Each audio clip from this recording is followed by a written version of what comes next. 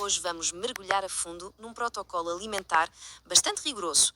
E olhem, isto é menos uma dieta no sentido tradicional e muito mais, bem, uma verdadeira campanha militar para o nosso intestino. Imaginem só. E se uma dieta fosse desenhada não a pensar em perder peso, mas sim como uma campanha militar, uma estratégia de guerra para o intestino? A fonte que estamos a analisar encara este protocolo exatamente assim, um plano de batalha biológico com um álbum muito específico. E para entender qualquer estratégia de guerra, a primeira coisa a fazer é conhecer as defesas do inimigo, certo?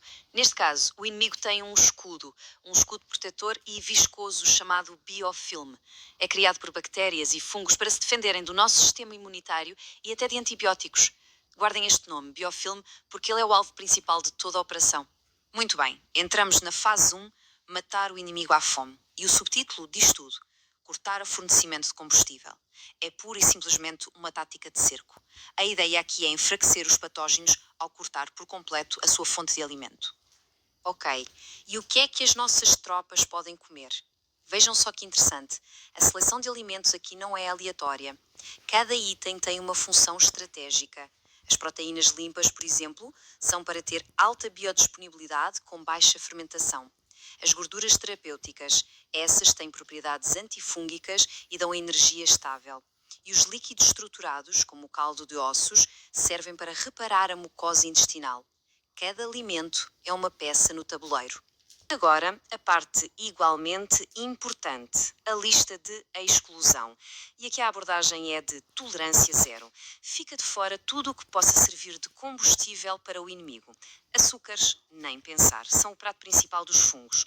Grãos e amidos convertem-se em glicose e alimentam o biofilme. Laticínios frescos, por causa da lactose, e até a maioria das fibras vegetais, que em certos casos podem causar mais problemas. É um corte radical e estratégico. Certo, com o inimigo enfraquecido pela fome, é hora de passar à ofensiva. Entramos na fase 2, romper as defesas. Agora o ataque ao biofilme é direto e direcionado. E a tática principal aqui é genial. Pensem nisto como uma estratégia de cavalo de Troia. A ideia é usar os próprios desejos dos patógenos contra eles mesmos. É fascinante. Então, como funciona esta tática de isca e morte? Primeiro, a isca. Usa-se uma quantidade mínima de um açúcar simples como o mel cru. Os patógenos, famintos, vão atrás disto. Mas, e aqui está o truque, o açúcar vem misturado com uma arma, um agente antifúngico, como o bicarbonato de sódio. O que acontece? Os patógenos consomem a isca e com ela o veneno. A infiltração é perfeita, a arma é entregue diretamente dentro das defesas inimigas. Para além desta estratégia do cavalo de Troia, o protocolo também recomenda uma espécie de artilharia pesada. São os rompedores de biofilme naturais. Falamos do óleo de orégãos, do alho cru esmagado, da monolaurina. São substâncias escolhidas a dedo pela sua capacidade de, literalmente, dissolver a estrutura do biofilme. Pois bem, depois de um ataque desta magnitude, o campo de batalha fica uma confusão. É por isso que a fase 3 é crucial: limpar o campo de batalha. O foco agora é gerir as toxinas e os detritos que resultam da morte dos patógenos. E ao limpar o campo de batalha, temos de estar preparados para um fenómeno conhecido como a reação de die-off ou Herxheimer. O que é isto?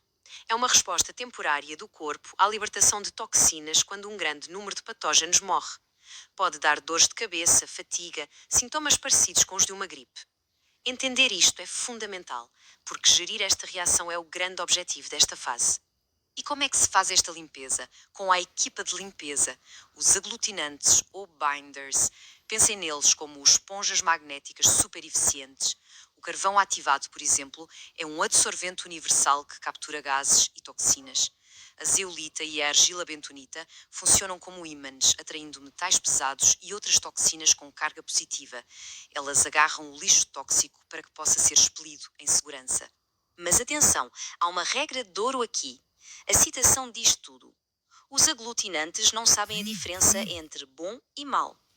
O que é que isto significa? Significa que eles podem agarrar nutrientes e medicamentos da mesma forma que agarram toxinas. Por isso, a instrução é claríssima.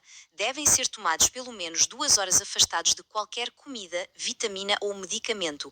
O timing aqui é absolutamente tudo para garantir que eles só limpam o que é para limpar. Ok, campo de batalha limpo. Agora é tempo de reconstruir. Chegamos à fase 4. Reconstruir e verificar. O foco agora é duplo.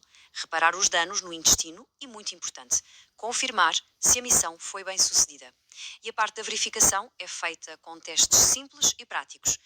A principal ferramenta para a reconstrução, segundo o protocolo, é o caldo de ossos de cozedura lenta. Porquê? Porque é riquíssimo em colagênio e glutamina, que são como os tijolos e o cimento para selar a mucosa intestinal. A lógica é simples. Não adianta ganhar a guerra se não se reconstrói o território. É tão importante quanto eliminar os patógenos. E agora, a parte da verificação. E isto é muito interessante porque se alinha com a ideia de uma ciência prática, que cada um pode comprovar. O primeiro teste é o da saliva. É muito simples. Logo de manhã, cospe-se para um copo de água. Se a saliva afundar, formar fios tipo teias de aranha ou se ficarem partículas suspensas, é um sinal de que ainda pode haver patógenos. Se a saliva flutuar, limpinha, na superfície, bom sinal. É uma prova visual direta. O segundo teste prático é o do trânsito com carvão. Lembram-se do carvão ativado? É que ele é usado como um marcador. Toma-se uma cápsula e cronometra-se quanto tempo demora a aparecer nas fezes. O ideal é entre 18 e 24 horas. Se for muito rápido, menos de 12 horas, pode indicar má absorção. Se for muito lento, mais de 36 horas, pode indicar estagnação. É uma forma engenhosa de avaliar a velocidade e a eficiência do sistema digestivo. E por fim, o teste de fogo, o desafio do açúcar. Depois de pelo menos 21 dias no protocolo, reintroduz-se um carboidrato simples. É o teste final para ver se o inimigo foi realmente derrotado. Se houver uma reação imediata, como inchaço, gases ou um desejo intenso por mais, é porque o biofilme ainda está lá à espera de combustível. Se não houver reação nenhuma, vitória, o campo está limpo. Então, o que se pode esperar ao longo deste processo? O protocolo define uma linha do tempo bastante clara. Nos primeiros dias, há uma fase de transição. O corpo está a adaptar-se a uma nova fonte de combustível. Depois, por volta do dia 4 a 7, começa o die-off e muitas vezes há um aumento da clareza mental. A partir daí, entre os dias 10 e 14, entramos na fase de regeneração, com melhorias visíveis. E, finalmente, dos 21 aos 60 dias, é a consolidação, o reset do bioma intestinal. Este número é chave, 21 a 60 dias. Por que este intervalo? Bem, o mínimo de 21 dias é considerado o tempo necessário para quebrar os ciclos de vida dos patógenos. E o máximo de 60 dias é um limite de segurança, porque depois disso pode ser necessário começar a reintroduzir ativamente a flora benéfica. É um período de tempo muito bem definido. E isto leva-nos a uma reflexão final. O que é que a procura por protocolos biológicos tão precisos, tão detalhados e, sobretudo, autodirigidos nos diz sobre os objetivos da saúde pessoal hoje em dia? Talvez seja um sinal de que as pessoas procuram mais autonomia, mais controle sobre o seu próprio bem-estar, uma procura por uma ciência que não seja de prateleira, mas sim algo que possa ser testado e comprovado na prática por cada um, uma ciência de resultados visíveis.